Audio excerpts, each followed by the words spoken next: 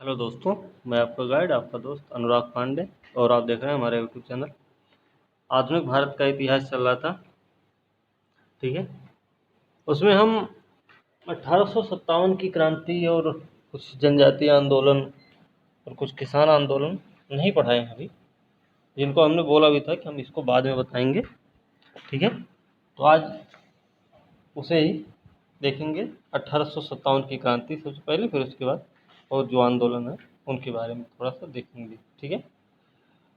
तो 1857 की जो क्रांति है, ऐसा नहीं कि ये पहली बार हुआ है, क्योंकि इससे पहले बहुत सारे आंदोलन हो चुके थे।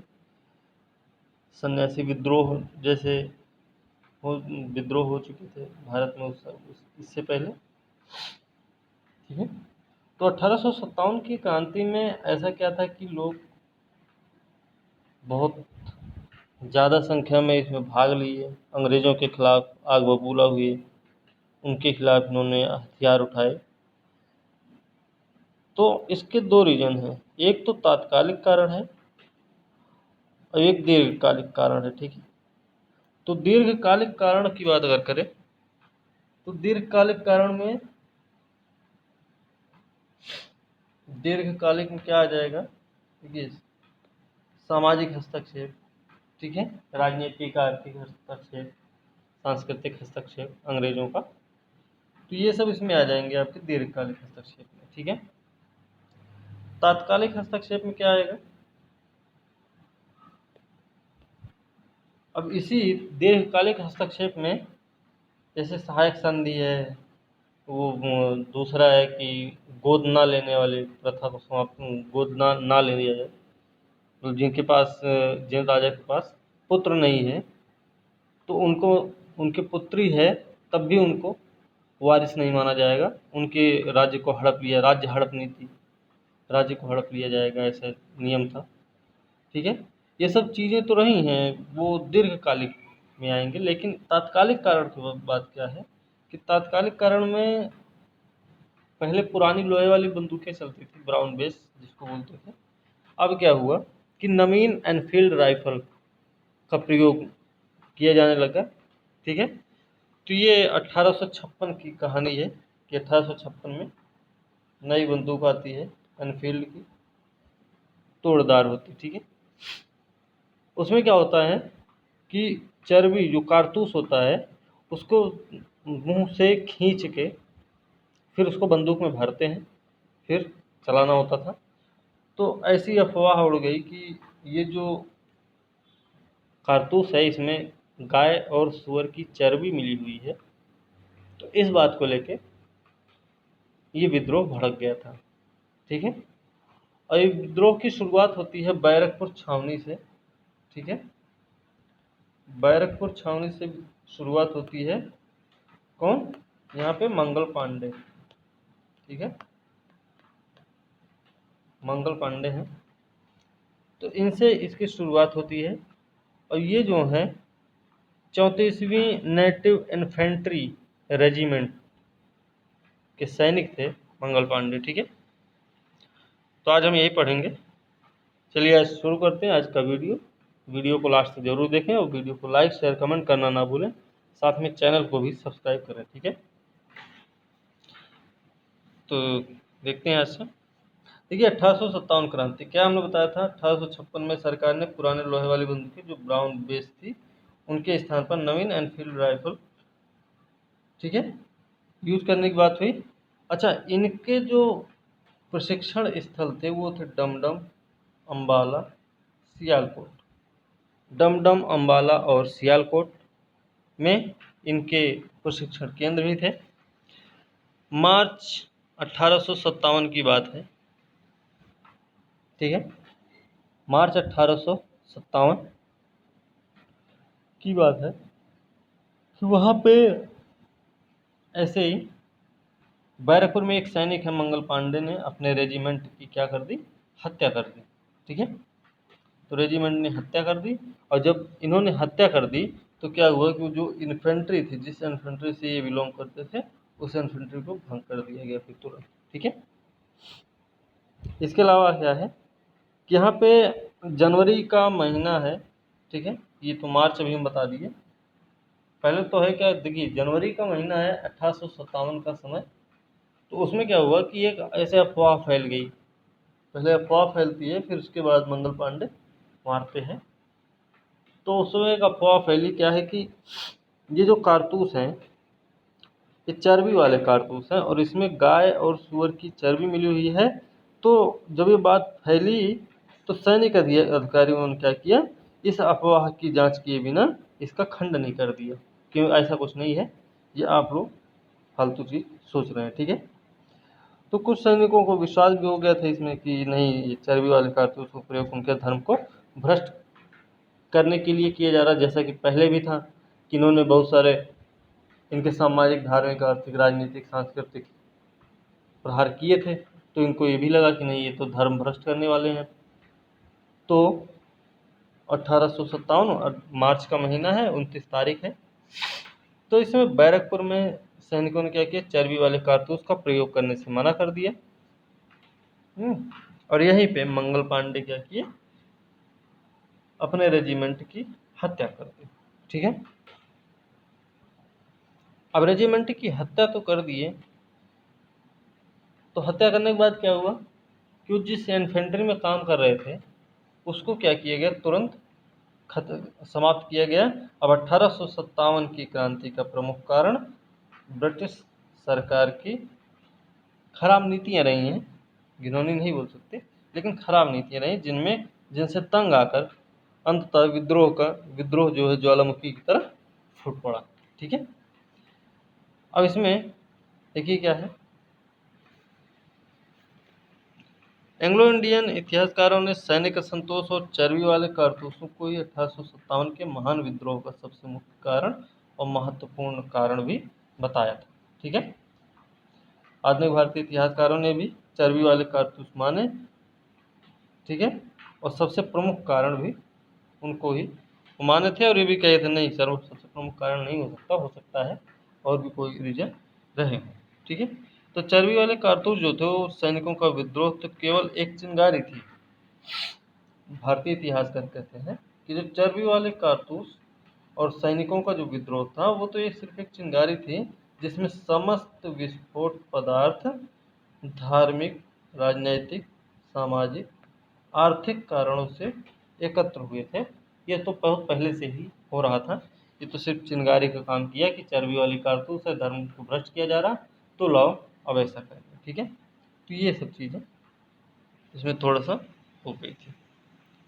आगे देखते हैं। तो 1857 की क्रांति है। तो 1857 की क्रांति की शुरुआत हो रही है कहाँ से, मेरठ।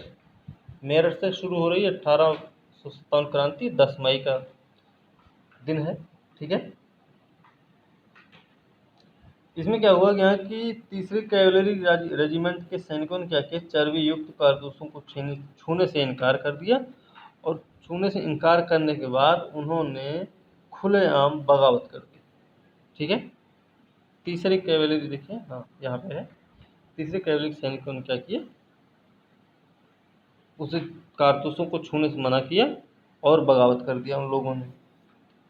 इन लोगों ने अपने अधिकारियों पर भी गोली चलवा दी, साथियों को मुक्त करवा लिया। फिर वो क्या किया, वहाँ से दिल्ली की ओर भाग निकले कि दिल्ली की ओर जाएं।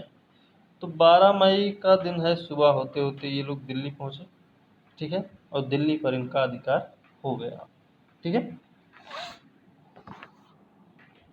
अब दिल्ली पर पहुँचने के बाद, दिल्ली पर अधिकार करने के बाद, वहाँ पे उस समय मुग़ल शासक हैं बहादुर शाह जफ़र, जिनको बहादुर शाह द्वितीय भी कहा जाता है। वो शासक हैं लेकिन उनके पास कुछ है नहीं। अब वो वहीं लाल किला में रहते हैं। तो सैनिक जब वहाँ पे पहुँचे तो उन्होंने क्या किया कि लाल किले के अंदर प्रवेश करने की इच्छा जताई कि यहाँ पे हम जाएंगे और यहाँ राजा से मिलेंगे, राजा को नेतृत्व देंगे और फिर हम अपना युद्ध शुरू करेंगे। तो राजा भी मान नहीं रहे थे, लेकिन बहुत ज़्यादा रिक्वेस्ट होने के बाद वो मान गए इस बात को कि चलिए ठीक है, हम नेतृत्व देंगे अपना। मेरठ से लोग चले हैं बहुत सारे, ठीक है। मंगल पांडे ने इसकी शुरुआत की है। लेकिन ऐसा क्या है कि लोग दिल्ली पहुँचे, लाल किला में, और वहाँ पे एक मुग़ल शासक को अपना नेतृत्व देने की बात कर रहे हैं। तो इसका सबसे बड़ा रीज़न है कि मुग़ल शासकों के प्रति लोगों की, ठीक है, लोगों की दिलचस्पी थी, लोग उनको जानते थे कि वो हमारे राजा हैं, इसलिए ऐसा किया गया कि ताकि लगे लोगों को कि नहीं, मुग़ल शासक जो हैं, जो हमारे राजा हैं, वो हमारे साथ खड़े हुए, ठीक है। इसका सबसे बड़ा रीज़न यही था और कोई विशेष रीज़न नहीं था, ठीक है। इसके जो प्रतीक रहे हैं स्वाधीनता संग्राम 1857 के प्रतीक रहे हैं, वो रहे हैं कमल और रोटी, ध्यान रखना, कमल और रोटी रहे हैं, ठीक है, ठीक है ना। तो दिल्ली के लाल किले पर पहुंचे, वहीं पे धरना दिए। बरेली में रोहिलखंड के भूतपूर्व शासक के उत्तराधिकारी रहे खान बहादुर। खान बहादुर ने क्या किया, 1857 के विद्रोह की रहनुमाई की है। खान बहादुर है, रोहिलखंड के भूतपूर्व शासक रहे हैं ये, ठीक है। ये सब तो ठीक है। अब देखिए, इसके नेतृत्व इसका जो है जगह जगह पर कई लोगों ने किया है, ठीक है। तो अब खान बहादुर कहाँ है, बरेली में है। अभी इसमें देखेंगे जैसे कुछ लोग हैं जिन्होंने अपना अपना नेतृत्व दिया है, इसके बारे में हम जानेंगे, ठीक है। तो देखिए, जैसे रानी लक्ष्मीबाई ने अपना नेतृत्व दिया है, ठीक है ना। तो रानी लक्ष्मीबाई का क्या था कि डलहौजी का व्यक्तिगत सिद्धांत था, राज्य हड़प नीति किसकी थी, डलहौजी इसी के लिए प्रसिद्ध था कि वो राज्य हड़प नीति में माहिर था, ठीक है। इसने क्या किया कि 1853 में झांसी का ब्रिटिश साम्राज्य में विलय कर लिया। 1853 में झांसी का विलय किया, और इस बेस पर विलय किया कि राजा का कोई उत्तराधिकारी नहीं है, जबकि एक उनके पास उत्तराधिकारी था जो कि एक दत्तक पुत्र था, ठीक है। इस बेस पर भी उन्होंने वहाँ झांसी के राजा जो थे उनका उत्तराधिकारी मानने से मना कर दिया, ठीक है, और उनके राज्य को हड़प लिया 1853 में। 4 जून 1857 को क्या हुआ था है, देखिए, रानी लक्ष्मीबाई, अच्छा, रानी लक्ष्मीबाई क्या है, इनका मूल नाम क्या था, मणिकर्णिका था, ये तो सबको पता होगा। जन्म हुआ वाराणसी में, ठीक है, इसका कोई वो नहीं है इसमें। देखिए आगे कि नाना साहब के सलाहकार रहे। नाना साहब कौन है ये, नाना साहब को अब क्या आपको याद होगा कि जो पेशवा थे, मराठा पेशवा, उनके पुत्र थे ये, ठीक है। उनको मराठा जब साम्राज्य समाप्त होता है तो मराठा महाराष्ट्र से उनको निकाल दिया जाता है, पेंशन देके कह दिया जाता है, वो बिठूर में एक जगह है, वहाँ पे बोल दिया गया कि आप वहाँ पे जाके रहिए, कोई दिक्कत नहीं है, आपको इतने हर महीने पेंशन मिलती रहेगी। तो नाना साहब भी कई बार अपना वो किए कि उनकी पेंशन बढ़ा दी जाए या फिर उनके खर्चे जो भी हो, इस तरीके से रिक्वेस्ट किए होंगे। तो अंग्रेज़ों ने वो चीज़ मानने से इनकार कर दी थी कि नहीं, एक सब नहीं होगा। तो इस सब बात से नाना साहब भी थोड़ा सा गुस्से में थे, मतलब नाराज़ थे। तो उन्होंने भी एक मौका मिला उनको, तो वो भी इसमें शामिल हो गए और अंग्रेज़ों के खिलाफ उन्होंने भी हथियार उठा लिए, ठीक है ना। तो इस तरीके से कुछ घटनाएं हुई हैं। तो इसी में जगह जगह पर क्या हुआ है, लोगों ने अपना अपना नेतृत्व दिया था, ठीक है। देखिए,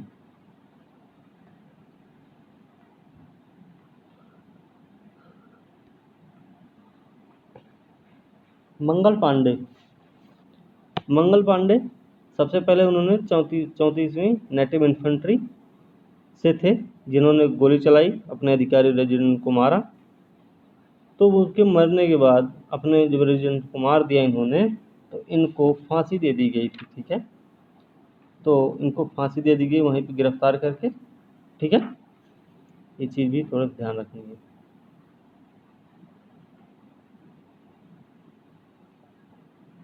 चलिए देखिए अब क्या है इसमें, तात्या टोपे हैं। तात्या टोपे का कई बार प्रश्न में मतलब प्रश्न आता है कि इनका पूरा नाम क्या था, या ठीक है। तो इनका पूरा नाम था रामचंद्र पांडुरंग। फांसी दी गई थी इनको भी 1859 में, ठीक है। असम में थे दीवान मनीराम दत्त, कंप हरेश्वर सिंह को राजा घोषित कर दिए। कौन? मनीराम दत्त जो है कंप हरेश्वर सिंह को क्या किए? राजा घोषित कर दिए थे। कंप हरेश्वर है, ये ध्यान रखना, कंद नहीं, कंप हरेश्वर। इनको राजा घोषित कर दिए थे ये, ठीक है। फिर फैजाबाद में है। फैजाबाद में कौन? मौलवी अहमदुल्ला शाह हैं। ये अंग्रेजों के सबसे कट्टर दुश्मन माने जाते हैं। मौलवी अहमदुल्ला शाह ये अंग्रेजों के सबसे कट्टर दुश्मन माने जाते हैं। सारे लोग काफिर अंग्रेजों के विरुद्ध खड़े हो जाओ, इन्होंने बोला था। किनने? मौलवी अहमदुल्ला ने कहा था कि सारे लोग काफिर अंग्रेजों के विरुद्ध खड़े हो जाओ और उन्हें भारत से बाहर खदेड़ दो, ठीक है। तो इनके बारे में अंग्रेजों ने कहा कि अदम मिजाज के गुणों से परिपूर्ण और दृढ़ संकल्प, ये भी प्रश्न आ चुका है पहले, दृढ़ संकल्प वाले व्यक्ति और विद्रोहियों में सर्वोत्तम सैनिक मौलवी अहमदुल्ला शाह, ठीक है। 1857 के विद्रोह को मिर्जा गालिब ने स्वयं अपनी आंखों से देखा था। ग्वालियर सिंधिया ने अंग्रेजों की सहायता की थी। कुछ लोगों ने विद्रोह किया तो कुछ लोगों ने मदद भी की। तो कुछ लोगों ने मदद विद्रोह किया कि हमें आज़ादी चाहिए, कुछ लोगों ने मदद की कि हम इनाम लेंगे, ठीक है। और कुछ लोग ऐसे भी रहे कि जो शांति के साथ चुपचाप बैठे रहे, उन्होंने कुछ नहीं किया, कहीं शामिल नहीं हुए कोई लोग। सब लोग, जैसे उत्तर भारत में तो पूरा पूरा लगभग फैल चुका था ये, दक्षिण भारत अछूता रहा है इस आंदोलन से, ठीक है। तो देखिए क्या है,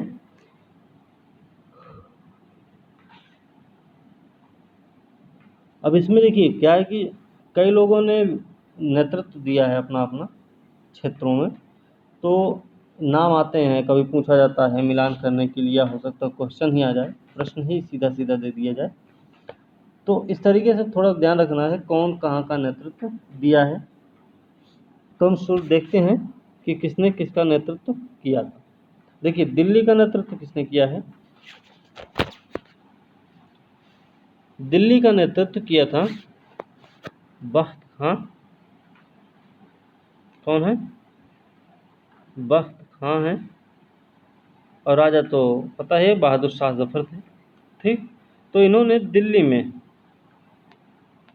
नेतृत्व किया इसका, ठीक है, 1857 में। तो इनको दबाने वाला, जो दिल्ली का विद्रोह दबाने वाला व्यक्ति था, उसका नाम था निकलसन और हडसन, ठीक है। निकलसन और हडसन ने क्या किया? दिल्ली के विद्रोह को दबाने की कोशिश की और इसमें निकलसन मारा गया था। हडसन क्या हुआ? हडसन सफल हुआ, लेकिन निकलसन यहाँ पे क्या गया? मारा गया। हडसन कौन कौन? निकलसन और हडसन कैंपबेल नाम है इनका, ठीक है, हडसन कैंपबेल। तो निकलसन जो है दिल्ली में मारा गया था, ये ध्यान रखना, ठीक है। प्रश्न भी आ सकता है कि दिल्ली में विद्रोहियों को दबाने के क्रम में किसने अपनी जान गंवाई थी, ठीक है, किस ब्रिटिश नायक ने अपनी जान गंवाई थी, ऐसा भी प्रश्न हो सकता है, ठीक ना। चलिए दूसरा है नाना साहब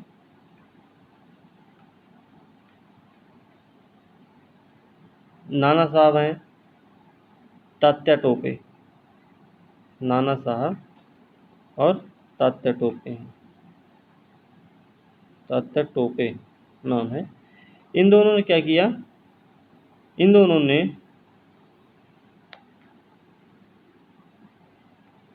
कहाँ का नेतृत्व किया था? ये दोनों लोगों ने, नाना साहब और तात्या टोपे ने कानपुर का नेतृत्व किया।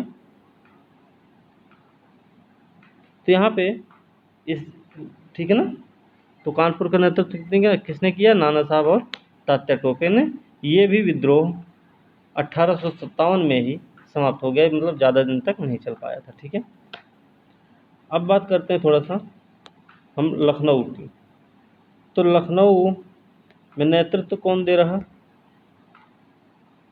आप बेगम हजरत महल का नाम सुने होंगे। बेगम हजरत महल ये दे रही थी लखनऊ में नेतृत्व। क्या था यहाँ पे? यहाँ पे था कि इनका एक पुत्र था बिरजिस कादिर। ठीक है, ठीक है ना। तो बिरजिस कादिर को अंग्रेज जो हैं अवध का नवाब मानने से इनकार कर दिए और अवध का विलय कर लिए थे। ठीक है, तो इन्होंने लखनऊ में नेतृत्व दिया अपना। वहाँ पे बहुत सारे सैनिक मारे भी गए। बहुत सारे अंग्रेज के ब्रिटिश नायक जो थे, बहुत सारे वहाँ पे मारे गए उनके ब्रिटिश नायक। ठीक है, सबसे ज़्यादा नुकसान इन लोगों ने लखनऊ में ही सहा, क्योंकि वहाँ की कहानी आप पढ़ेंगे तो वहाँ पे नील है कोई, वो भी मारा जाता है वहीं पे। इनके कई सारे सैनिक वहाँ पे मारे जाते हैं, जो कि कैंट एरिया गोमती नदी के किनारे है।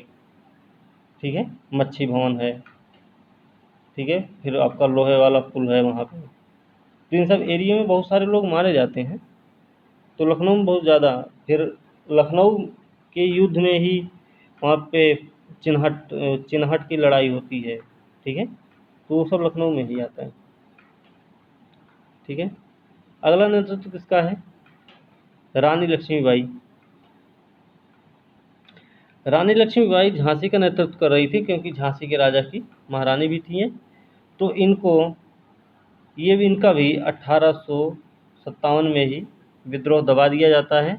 और इसके जो ब्रिटिश नायक होते हैं उनका नाम है ह्यूरोज। ठीक है, ठीक है ना। ह्यूरोज ह्यूरोज है झांसी के विद्रोह को दबा रहा। अच्छा, वहाँ पे देखिए क्या है कि लखनऊ में क्या नाम था इनका? हेनरी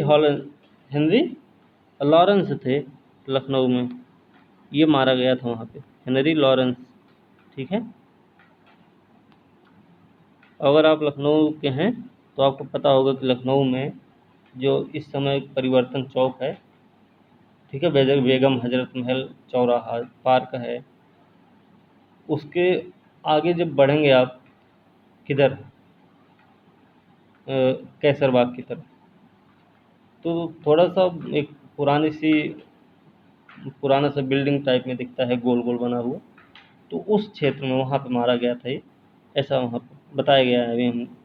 ठीक है, तो हेनरी लॉरेंस मारा गया था लखनऊ में। ठीक है, और कौन है फिर? लियाकत अली है कोई। लियाकत अली इलाहाबाद का नेतृत्व कर रहे हैं। ठीक है, इलाहाबाद का नेतृत्व कौन कर रहे हैं? लियाकत अली। और ये यहाँ पे कर्नल नील था। कौन था? कर्नल नील, जिसने विद्रोह को दबाया। ठीक है ना। और ये जब इस विद्रोह को दबाया, तो विद्रोह को दबाने के बाद इसने क्या किया, ये लखनऊ की तरफ भी बढ़ा था। ठीक है, और लखनऊ की तरफ बढ़ा था तो यहाँ पे ये भी मारा गया था। ठीक है, फिर जगदीशपुर बिहार में है। तो वहाँ के एक जमींदार थे, कुंवर सिंह नाम था उनका। तो कुंवर सिंह ने नेतृत्व किया जगदीशपुर का। अगस्त 1857 में विलियम टेलर नाम है इनका, विलियम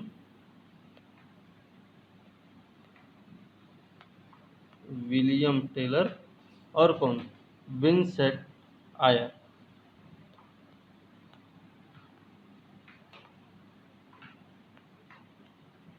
विंसेंट आयर है। ठीक है, इन दोनों ने मिलके दबाया था यहाँ का विद्रोह। फिर अगला खान बहादुर खां है।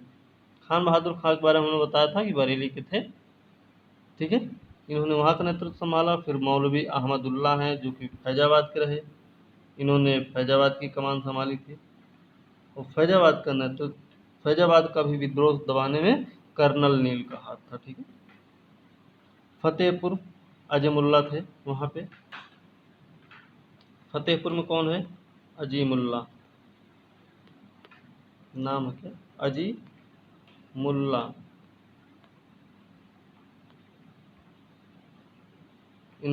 ठीक है, इन्होंने नेतृत्व दिया फतेहपुर को, और यहाँ के उसको दबाया गया, विद्रोह दबाया किसने? जनरल रेनाल्ड ने। ठीक है, तो ये चीज़ें थोड़ी सी ध्यान रखनी है, किसने कहाँ का नेतृत्व किया था। देखिए, 1857 के विद्रोह को मिर्जा गालिब ने स्वयं अपनी नग्न आंखों से देखा था। ग्वालियर के सिंधिया ने अंग्रेजों की सहायता की थी। ठीक है, संकट के समय कैनिंग ने कहा था कि यदि सिंधिया भी विद्रोह में सम्मिलित हो जाए तो मुझे कल ही बिस्तर गोल करना होगा। ठीक है, हो सकता है उसको चने की झाड़ पे चढ़ाया हो सिंधिया को, कि वो ये सब सोचे कि नहीं हम तो आपकी मदद करेंगे, आप परेशान मत होइए। तो ये सब हो सकता है जानबूझ के ऐसे ही बोला हो कि चने की झाड़ पे चढ़ा देते हैं, बाकी अभी उतार देंगे। ठीक है, तो ऐसा बोला है भाई, बहरहाल लॉर्ड कैनिंग ने। ठीक है, तो लॉर्ड कैनिंग कौन है भाई? लॉर्ड कैनिंग 1857 के समय में भारत के गवर्नर जनरल हैं, ध्यान रखना इसका। ठीक है, कई बार प्रश्न आता भी है, अभी यही बाद में वायसराय बन जाएंगे। ठीक है, यदि दक्षिण भारत, पूर्वी पश्चिमी भारत के अधिकांश भागों में ये जो है विद्रोह, हमने बताया था कि दक्षिण भारत में तो फैल ही नहीं सका और तो पूरा छूता रहा वो क्षेत्र। विद्रोह के समय लॉर्ड कैनिंग ने इलाहाबाद को आपातकालीन मुख्यालय भी बनाया था। तो 1857 के समय में आपातकालीन मुख्यालय इलाहाबाद को बनाया गया था। ये भी चीज़ आपको ध्यान में रखनी है। ठीक है, न्यायिक सुधारों के अंतर्गत कैनिंग ने इंडियन हाई कोर्ट एक्ट द्वारा बम्बई, कलकत्ता, मद्रास में एक ही उच्च न्यायालय की स्थापना कराई थी इन्होंने। ठीक है ना, ज़्यादा नहीं, बस थोड़ा सा और देखेंगे। 1857 के सिपाही विद्रोह को भारत में इंडियन क्या कहते हैं? भारतीय प्रथम स्वतंत्रता संग्राम के नाम से, तथा ब्रिटेन में इंडियन म्यूटिनी के नाम से बोलते हैं। ठीक है, 1857 को। अब 1857 के विद्रोह के समय बैरकपुर में लेफ्टिनेंट जनरल थे सर जॉन बेनेट हैरिसे नाम था, कमांडिंग ऑफिसर यही था वहाँ पे। ठीक है, कहाँ पे? बैरकपुर में। तो ब्रिटेन में विस्कॉन्ट, ब्रिटेन के पीएम थे उस समय, 1855 से 58 के बीच में रहे हैं। अब दिल्ली पर अधिकार करने के क्रम में जनरल जॉन निकलसन जो थे वो मारे गए थे, अभी हमने बताया था, जॉन निकलसन मारे गए थे। और सैनिकों को विश्वास हो गया कि चर्बी वाले कारतूसों का प्रयोग उनके धर्म को नष्ट करने की एक निश्चित प्रयत्न है। यही भारत के प्रथम स्वतंत्रता संग्राम के विद्रोह का तत्कालीन कारण था। तो ये सब हमने आपको पहले ही बता दिया है। ठीक है, फिर बहादुर शाह जफर को यहाँ पे शासक बनाया जाता है। इलाहाबाद में लियाकत अली थे। तो 1857 के संघर्ष में भाग लेने वाले सिपाहियों की सबसे ज़्यादा जो संख्या थी वो अवध की थी, ये भी हमने आपको बता दिया। ठीक है, अब देखिए, आउवा के ठाकुर हैं, कुशल सिंह नाम है इनका।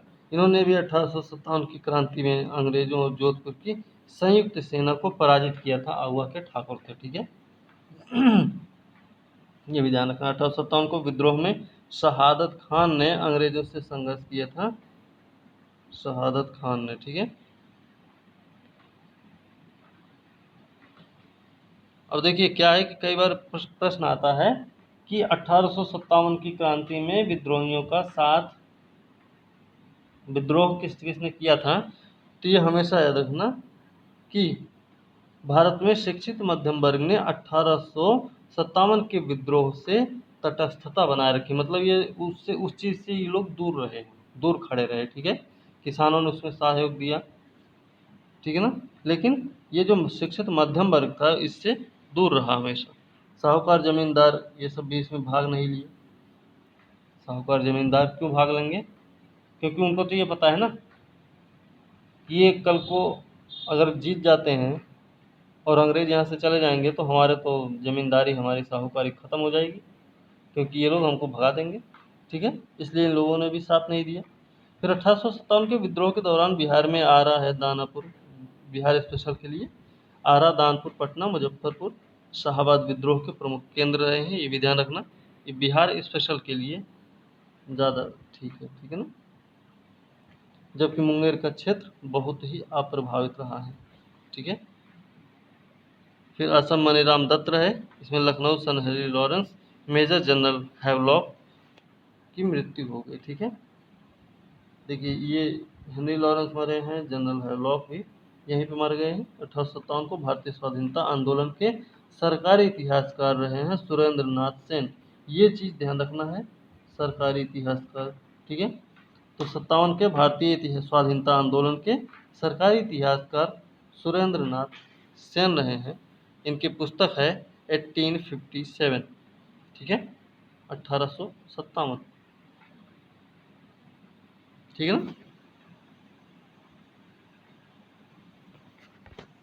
थोड़ा सा और देख ले। सर सैयद अहमद खान ने कुछ किताबें लिखी थी, जैसे असबाब ए बगावत हिंद। असबाब ए बगावत हिंद 1857 की चर्चा की थी। किसमें? किताब है असबाब ए बगावत हिंद। किसकी किताब है? सर सैयद अहमद खान की। इन्होंने इसमें 1857 की चर्चा की और कहा भी है तथाकथित प्रथम राष्ट्रीय स्वतंत्रता संग्राम ना ये प्रथम है, ना ही राष्ट्रीय और ना ही स्वतंत्रता संग्राम था। इसमें आरसी मजूमदार ने कहा था ये चीज़।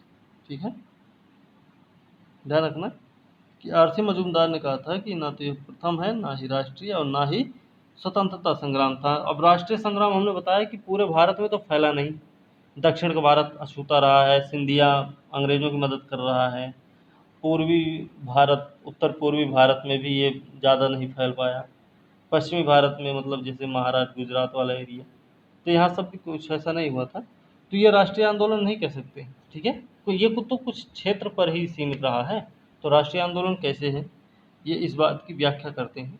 ठीक है, और पहला नहीं हो सकता क्योंकि इससे भी बड़े बड़े विद्रोह हुए हैं। अब देखा जाए तो फकीर सन्यासी विद्रोह रहा है, वो बहुत बड़े लेवल से रहा है। ठीक है ना, तो इसलिए ऐसा कहते हैं। और स्वतंत्रता संग्राम नहीं था। ठीक है, क्यों? स्वतंत्रता संग्राम भी नहीं था क्योंकि लोग अपने अपने बातों को, अपनी अपनी चीज़ों को लेके लड़ रहे थे। जैसे लखनऊ बेगम हजरत महल अपने उनके लड़के को वारिस नहीं बना, मतलब नवाब नहीं माना गया, तब वो युद्ध लड़ी। ठीक है, झांसी की रानी के लड़के को उत्तराधिकारी नहीं माना गया, तब उन्होंने युद्ध में सहयोग दिया।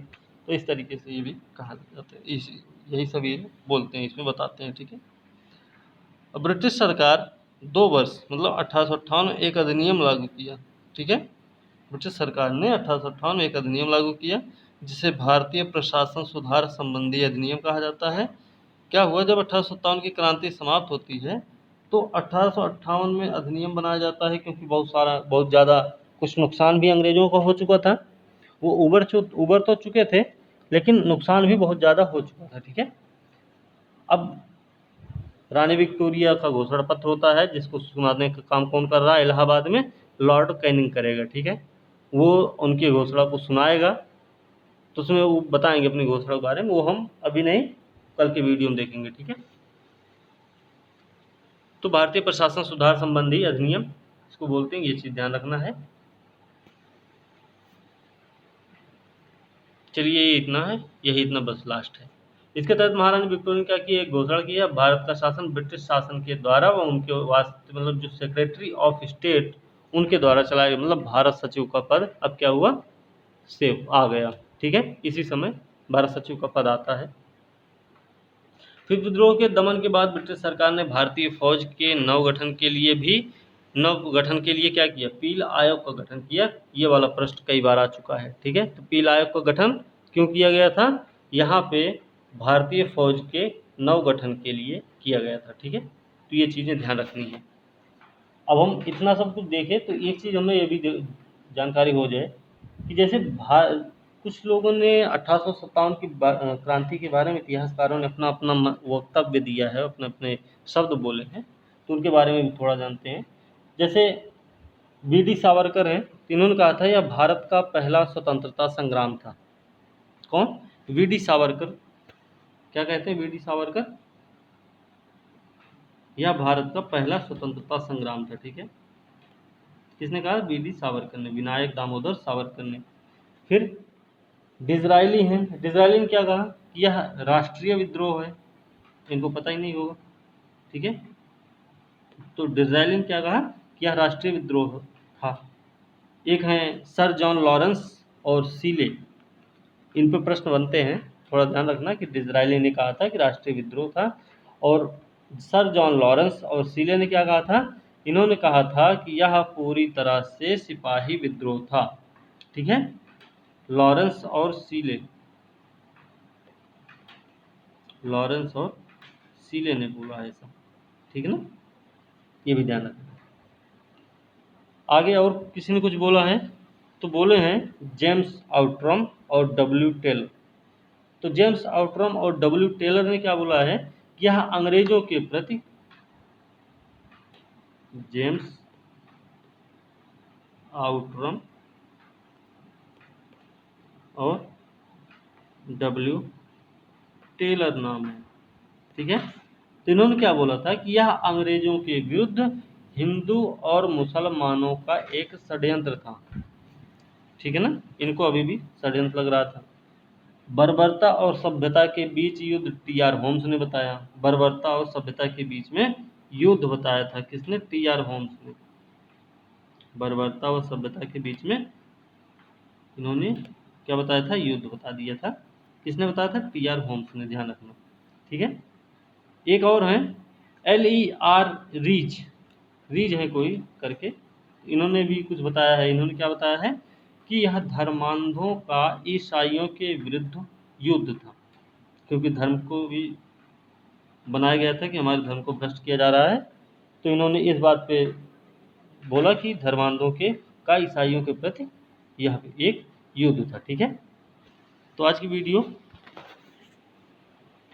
अच्छी लगी हो तो लाइक शेयर कमेंट जरूर करें, साथ में चैनल को सब्सक्राइब कीजिए और बेल आइकन को जरूर जरूर दबाएं, जिससे आपको नोटिफिकेशन मिलती रहे।